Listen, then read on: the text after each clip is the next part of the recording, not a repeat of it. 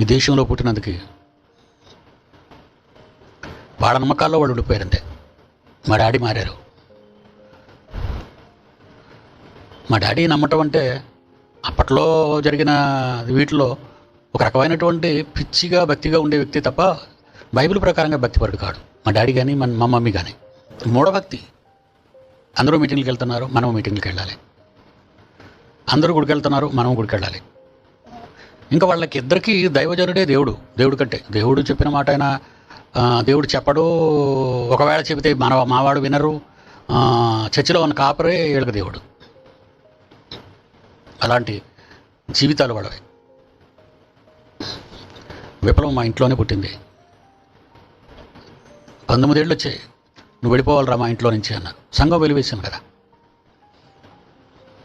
ఆ పెద్దలు అడుగుతారని కన్న కొడుకునే వెళ్ళిపోమన్నారు ఇంట్లో నుంచి. మా అమ్మ మా నాన్న. వెళ్ళిపోతాను. మొట్టమొదటిసారిగా మా అమ్మను మా నాన్నను విడిచిపెట్టాను. ఇల్లు విడిచిపెట్టేశాను.